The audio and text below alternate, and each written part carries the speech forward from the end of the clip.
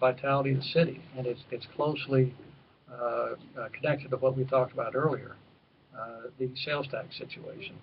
If we only look to sales taxes to increase, then I think that really hurts our economic vitality because it would, like I said, it would put us at second highest in the country, and not only would internet sales be even more competitive and take away sales from our retail groups, it would really hurt the city tremendously.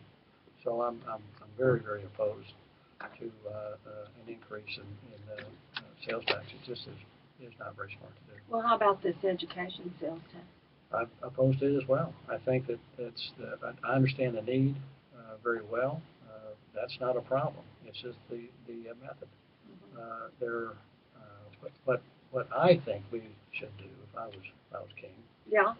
I would gather all or most of the major users of taxes in the state of Oklahoma for education purposes, whatever it might be, whether it's higher ed, common ed, VOTEC, whatever it is, along with the leaders of the legislature and several representatives of the municipalities in Oklahoma, and come up with a solution. Because right now, by law, by state law, all cities must rely only upon sales taxes for their revenue, period.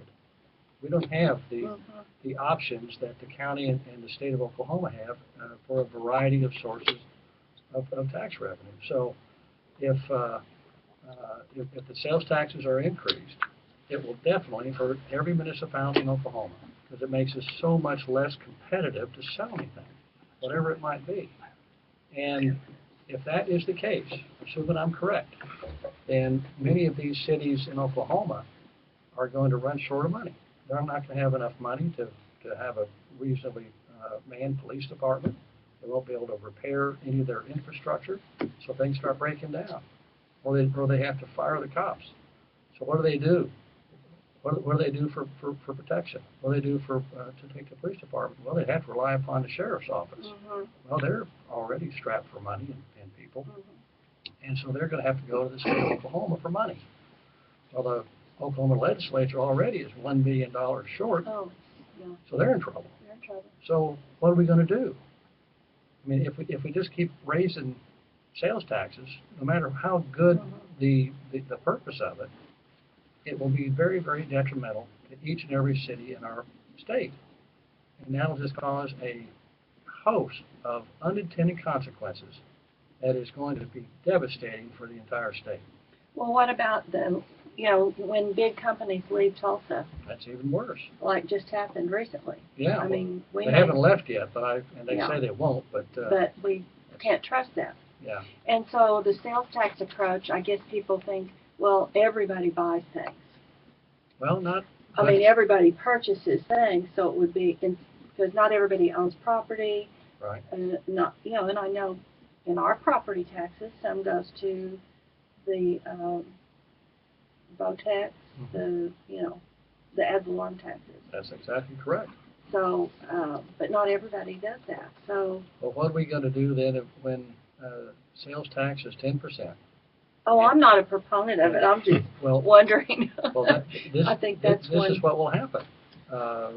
Let's say sales tax goes to 10%, and you and I, instead of going to Borders and buying a couple of books, we'll just get on Amazon. We'll order a couple of books, and they will say, well, we can cut the rate by 10%, and by the way, we'll send you the books for free.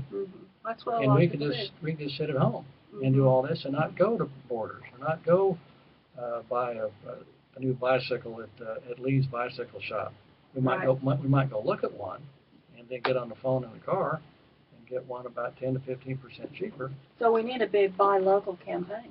Well, that's been tried. Bigger than big. But I don't think that's going to work. No. It really won't, because buy local sounds great. Yeah. But at the end of the day, if I'm going to make a big purchase and I can save 10 to 15% by simply dialing on the phone or getting on my computer, what are we going to do? Right. That's exactly what we'll do. But that's exactly where we're going to get in trouble. And we have to deal with it. We have to deal with it in a responsible way, and it's not by raising taxes, especially in a soft economy. So is it by all the cities and states getting together and forcing the government to have tax paid on internet purchases? But I think that would be a good start.